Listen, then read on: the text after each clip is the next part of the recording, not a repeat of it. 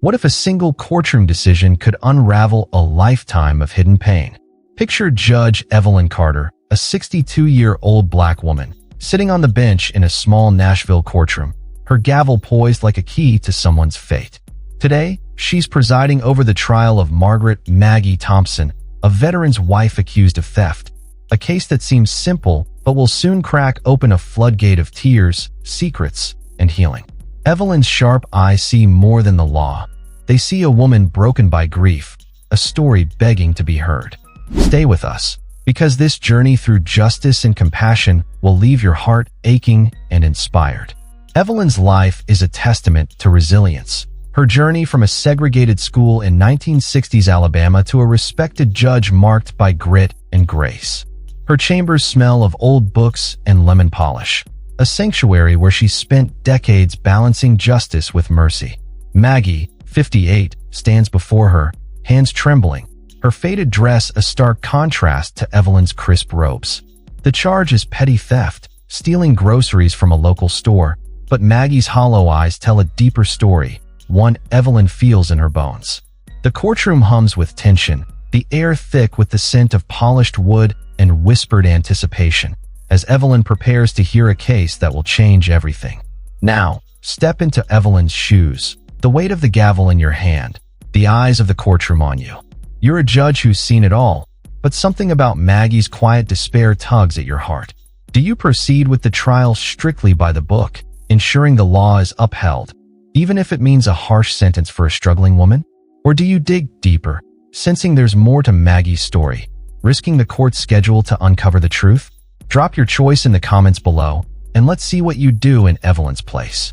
While you're there, please subscribe to Daily Narrated Stories. We're racing to 1,000 subscribers, and your support brings us closer to sharing more tales like this, stories of heartbreak and hope that touch the soul. Hit that button, join our family, and let's uncover Maggie's story together. The courtroom in Nashville's Third Circuit is a small, wood-paneled chamber, its walls lined with portraits of stern judges past, their gazes a silent jury of history, their painted eyes seeming to weigh every word spoken within these walls. The air carries the scent of polished oak and the faint tang of old paper, a reminder of the countless stories that have unfolded here, each one a thread in the tapestry of justice.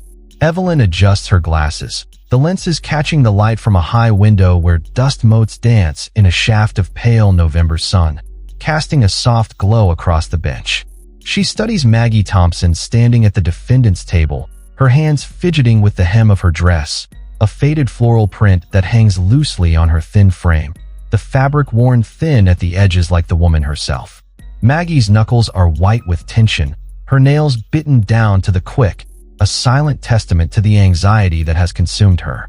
The prosecutor, a young man named Daniel Hayes, stands with a clipboard in hand, his suit crisp and his voice clipped as he reads the charges. Margaret Thompson, on the 15th of October, did knowingly steal goods valued at $47.32 from Green's Market, in violation of Tennessee Code 39-14-103. The words echo in the quiet room, each syllable a hammer strike against Maggie's fragile composure, her shoulders hunching as if she could disappear into herself, her breath hitching with every accusation. Evelyn's gaze softens, her years on the bench giving her a sixth sense for the unspoken, a skill honed through decades of seeing beyond the surface of a case. Maggie is not a hardened criminal.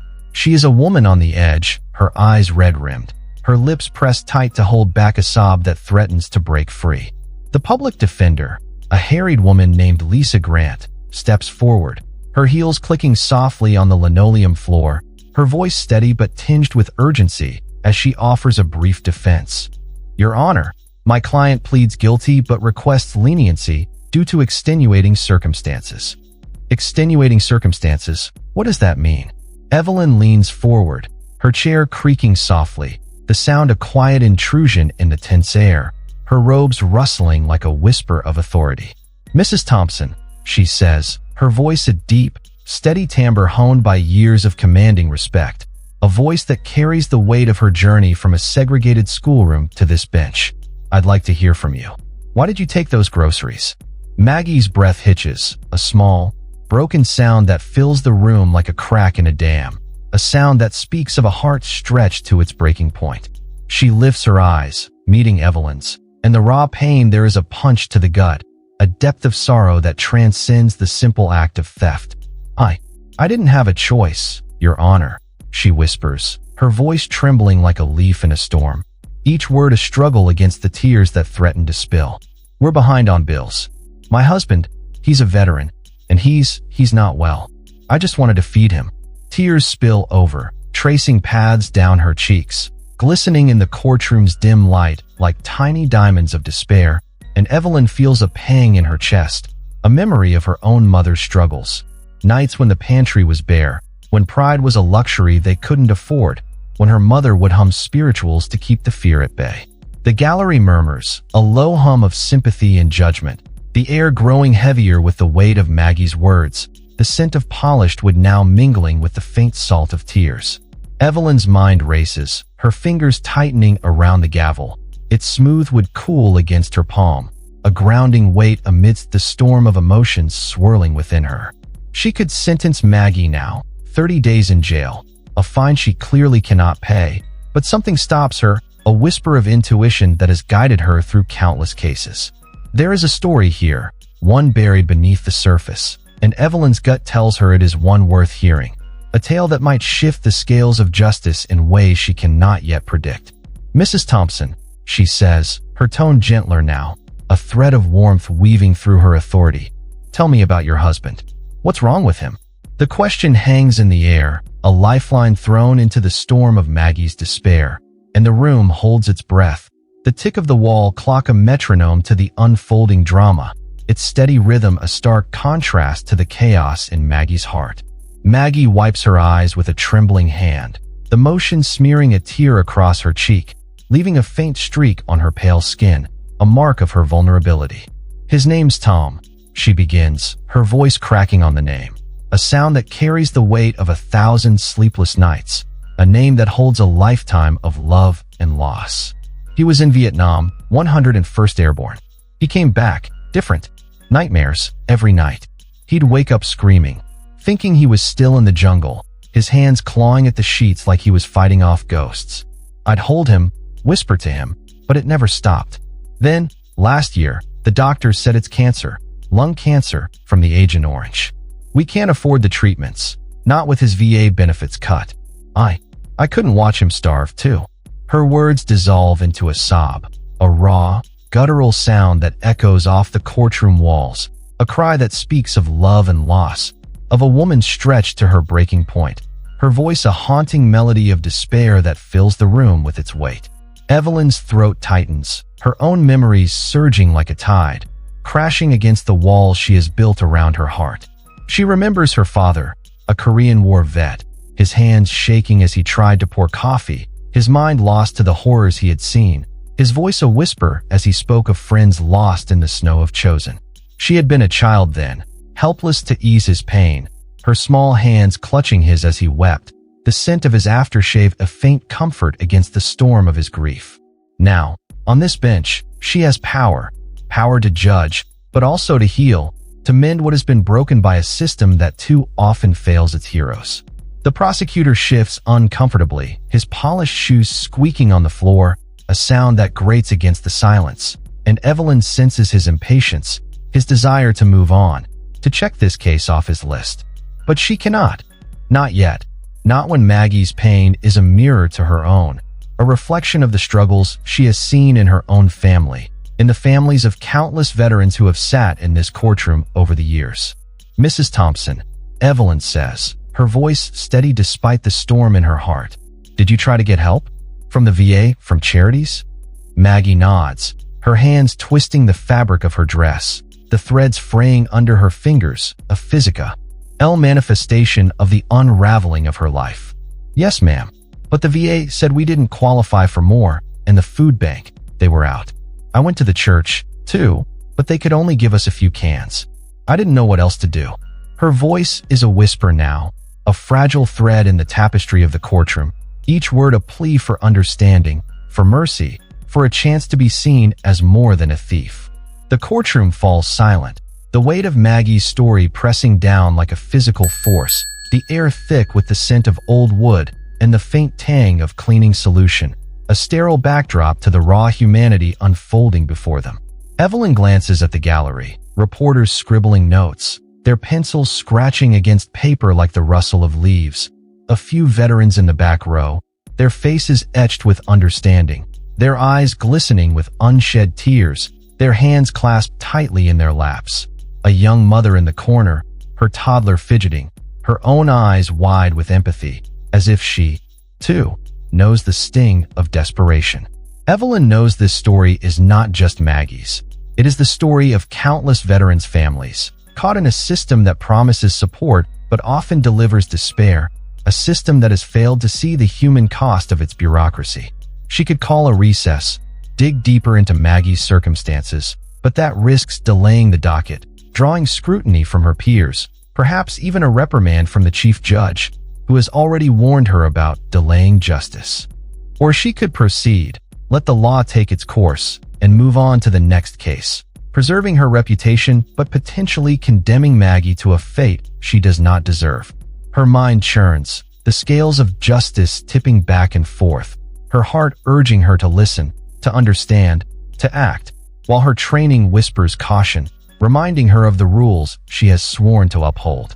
Court will take a 15-minute recess, Evelyn announces, her gavel striking the block with a sharp crack that reverberates through the room, a sound that signals both pause and promise, a moment of reprieve in the storm.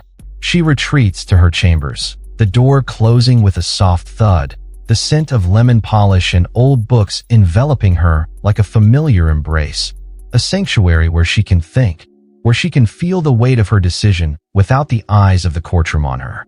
She sinks into her chair, the leather creaking under her weight, a sound that echoes the creak of her own resolve, and stares at the framed photo on her desk. Her parents, smiling on their 50th anniversary, her father's medals pinned to his chest, her mother's arm around him, a pillar of strength in a world that often tried to break them. Evelyn's fingers trace the frame, the glass cool against her skin, and she whispers a silent prayer for wisdom, for the courage to do what is right, even if it is not easy, even if it means bending the rules she has lived by for decades. In her chambers, Evelyn's mind drifts to her early days as a judge, to a case that still haunts her.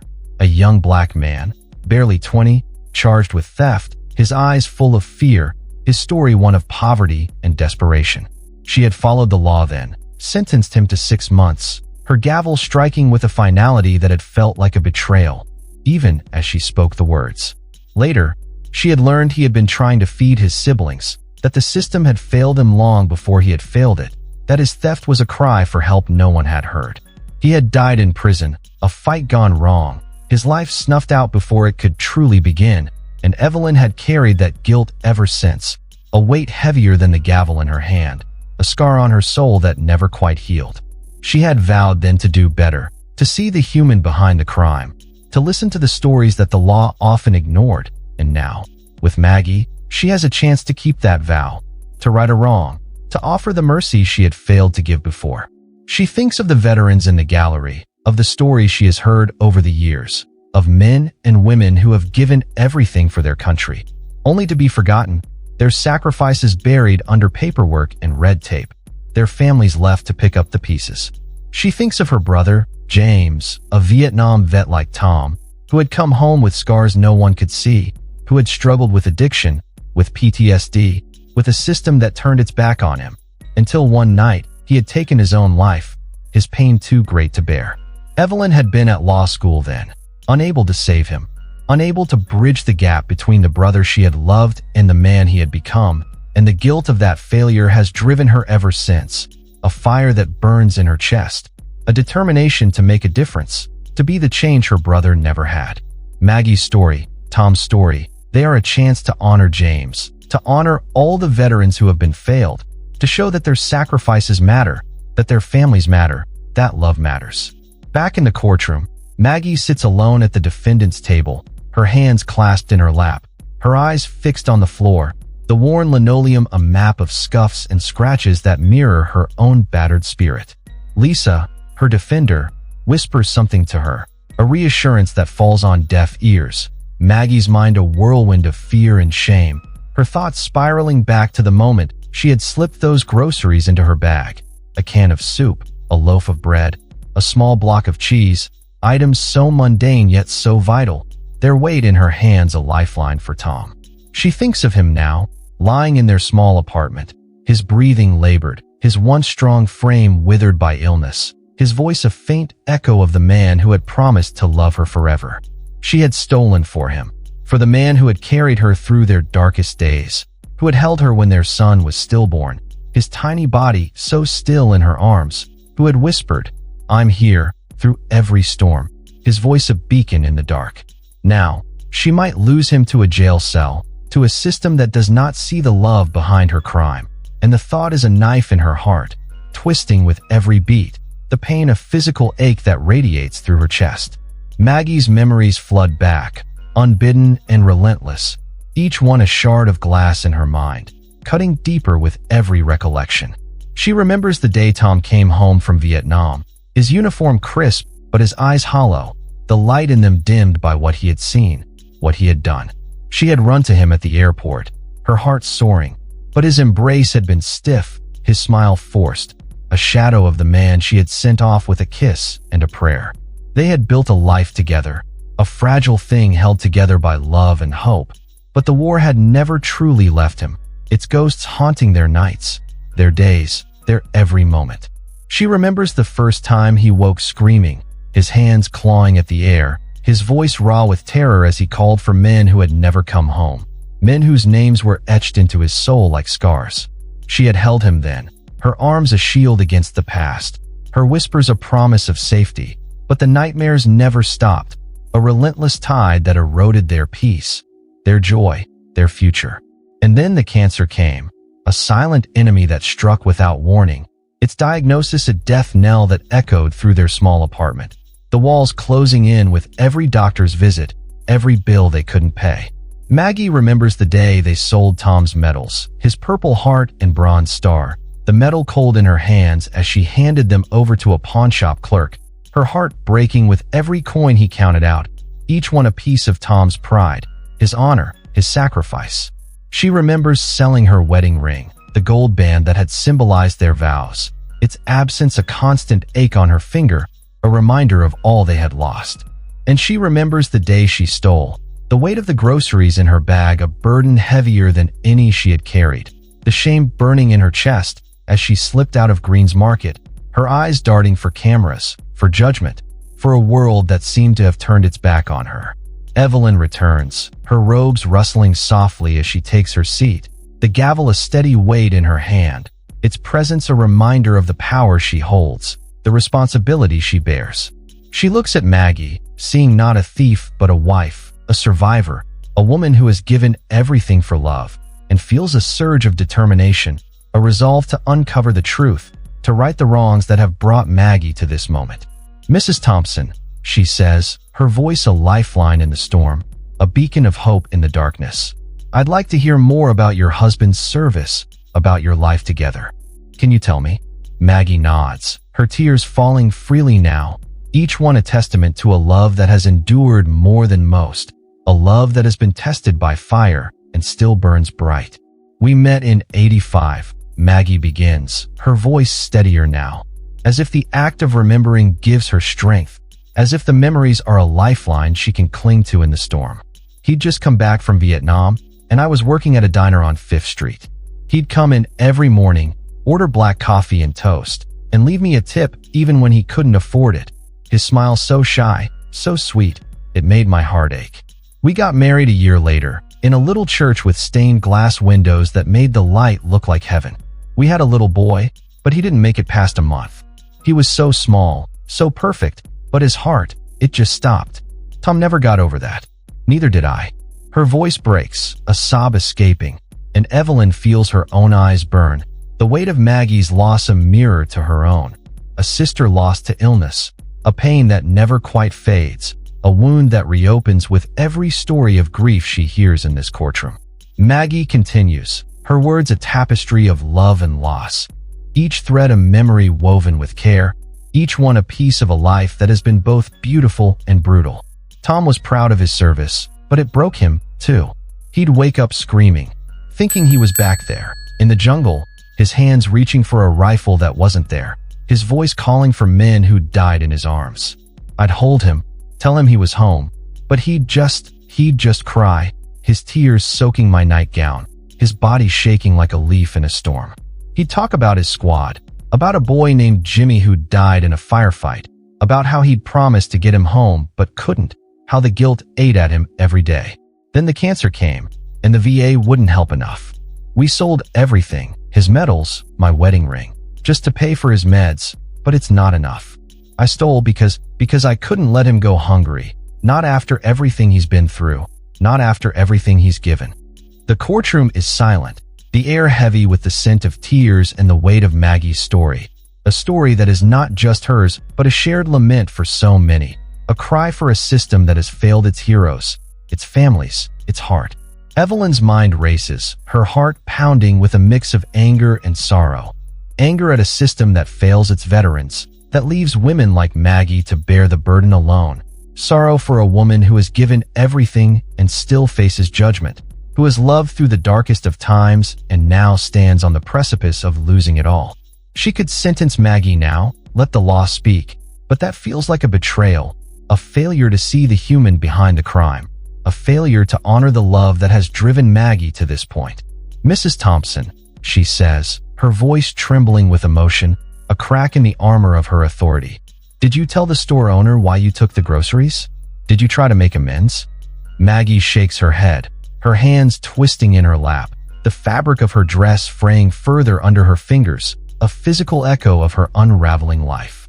I tried, Your Honor. I went back the next day, offered to work for free, to clean the floors, stock the shelves, anything, but he called the police. Said he couldn't trust me, said I was just a thief. The prosecutor clears his throat, his voice cutting through the silence like a blade, sharp and unyielding.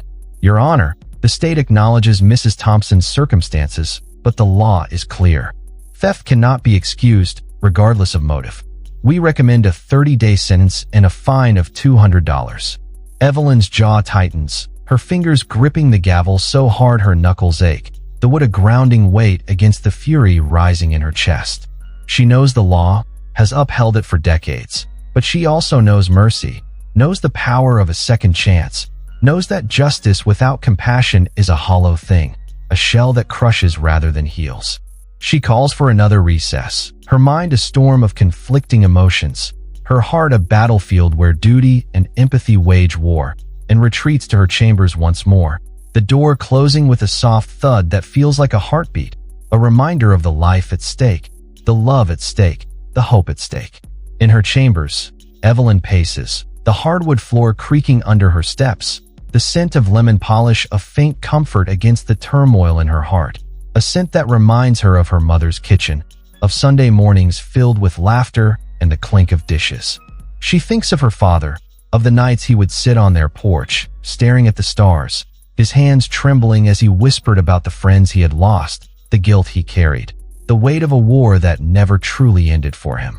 She thinks of her mother, who had worked 2 jobs to keep them fed, who had never once complained, even when the world seemed against them, her hands rough from scrubbing floors, her smile a beacon of hope in the darkest times. And she thinks of Maggie, a woman who has fought her own war, who has stood by her husband through hell, who is now facing a system that does not see her love, her sacrifice, her heart. Evelyn's eyes fall on a small plaque on her desk, a gift from her mentor, a man who had seen her potential when others saw only her skin. Justice without mercy is tyranny. The words burn in her mind, a call to action, a reminder of why she became a judge, not to punish, but to heal, to mend what is broken, to lift up those who have been cast down. Evelyn's thoughts drift to her early days on the bench, to a case that still haunts her. A young black man, barely 20, charged with theft, his eyes full of fear, his story one of poverty and desperation, his hands trembling as he stood before her, much like Maggie's do now. She had followed the law then, sentenced him to 6 months, her gavel striking with a finality that had felt like a betrayal, even as she spoke the words. Later, She had learned he had been trying to feed his siblings, that the system had failed him long before he had failed it, that his theft was a cry for help no one had heard.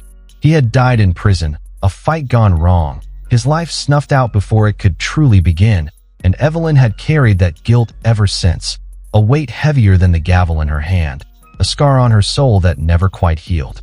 She had vowed then to do better, to see the human behind the crime, to listen to the stories that the law often ignored, and now, with Maggie, she has a chance to keep that vow, to right a wrong, to offer the mercy she had failed to give before. She thinks of the veterans in the gallery, of the stories she has heard over the years, of men and women who have given everything for their country, only to be forgotten, their sacrifices buried under paperwork and red tape, their families left to pick up the pieces. She thinks of her brother, James, a Vietnam vet like Tom, who had come home with scars no one could see, who had struggled with addiction, with PTSD, with a system that turned its back on him, until one night he had taken his own life, his pain too great to bear. Evelyn had been at law school then, unable to save him, unable to bridge the gap between the brother she had loved and the man he had become, and the guilt of that failure has driven her ever since, a fire that burns in her chest, a determination to make a difference, to be the change her brother never had. Maggie's story, Tom's story, they are a chance to honor James, to honor all the veterans who have been failed, to show that their sacrifices matter, that their families matter, that love matters. Back in the courtroom, the tension is palpable, the air thick with anticipation, the scent of polished wood mingling with the faint tang of sweat and fear, a reminder of the stakes at play. Evelyn takes her seat, her robes rustling softly, a sound that is both comforting and commanding, and looks at Maggie, seeing not a thief but a wife, a survivor, a woman who has given everything for love, a woman who deserves more than the cold hand of the law. "Mrs. Thompson," she says, her voice steady now, a beacon in the storm, a promise of hope in the darkness. "I'm going to order a full investigation into your circumstances. I want to know more about your husband's VA benefits, about the support you've sought, about the failures that led you to this moment. This court will reconvene in 1 week."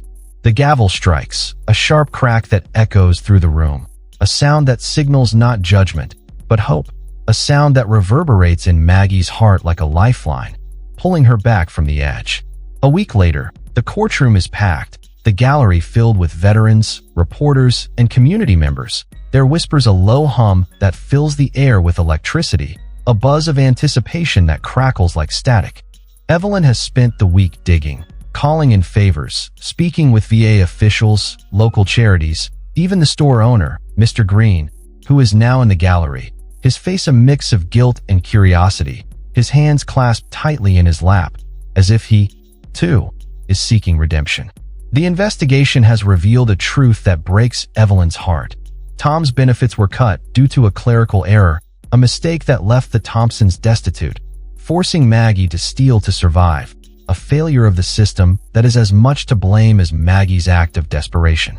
Evelyn's voice is steady as she addresses the court, her words a lifeline for Maggie, who sits with her head bowed, tears dripping onto her lap, each one a silent prayer, a plea for mercy, for understanding, for a chance to keep loving the man who has been her everything. "Margaret Thompson," Evelyn begins, her voice carrying the weight of justice and mercy, a balance she has spent her life striving for. "This court finds you guilty of petty theft. However, in light of your circumstances, I am suspending your sentence. You will complete 100 hours of community service, working with a local veteran support group to help others in your situation, to give back to a community that has failed you but will now stand with you. Additionally, I have personally ensured that your husband's VA benefits are reinstated, effective immediately." The gallery gasps, a collective intake of breath that fills the room with hope, a sound that is both a release and a promise, and Maggie looks up, her eyes wide with disbelief, her tears now ones of relief, of gratitude, of a future she thought she had lost, a future where she can care for Tom without the shadow of despair. Evelyn continues, her voice softening, a warmth weaving through her words, a melody of compassion that resonates in the hearts of everyone present. "Mrs. Thompson, you are not alone. This court, this community, will stand with you. I've spoken with Mr. Green, who has agreed to drop the charges and offer you a job at his store, should you want it, a chance to rebuild, to reclaim your dignity. And I've arranged for a local charity to provide immediate support for you and your husband, to ensure you have what you need to heal, to thrive. Maggie sobs openly now, her hands covering her face, her shoulders shaking with the force of her relief, her gratitude, her love for a husband she can now care for without fear, her tears a river of healing that washes away the shame, the despair, the darkness that has held her for so long. The courtroom empties, but Evelyn lingers on the bench, her gavel resting beside her, its weight a reminder of the power she wields, the lives she touches. Maggie's tears, her story, her love for Tom.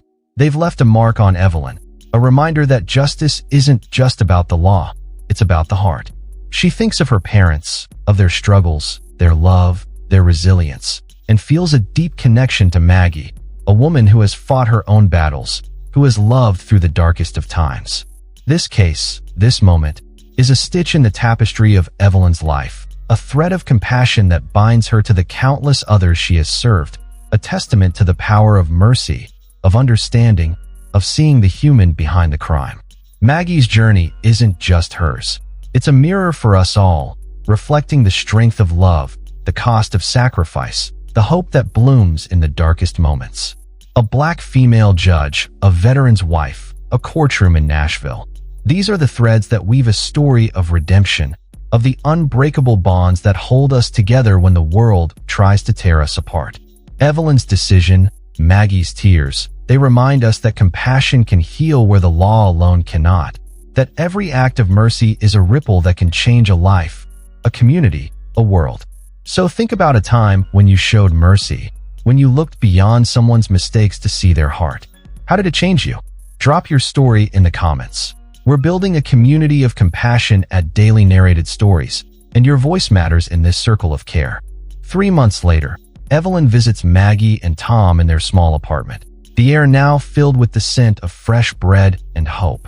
Tom's health is improving, his smile a faint echo of the man Maggie fell in love with, his hand steady as he grips hers. Maggie works at Green's Market now, her smile brighter, her shoulders lighter, the weight of despair lifted by a judge who saw her, truly saw her. Evelyn sits with them, sharing coffee, their laughter a melody of healing, a testament to the power of second chances. At Daily Narrated Stories, we live for tales like these, stories of tears and triumph that light up the dark, reminding us that love and mercy can mend what's broken.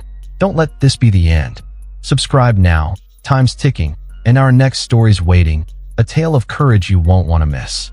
Hit that bell, join us before the chance slips away, and let's keep the fire of these life-changing narratives burning bright. Your click could be the spark that gets us to 1,000 subscribers. Do it for Evelyn, for Maggie, for the stories still waiting to be told. This is your moment. Don't let it slip away.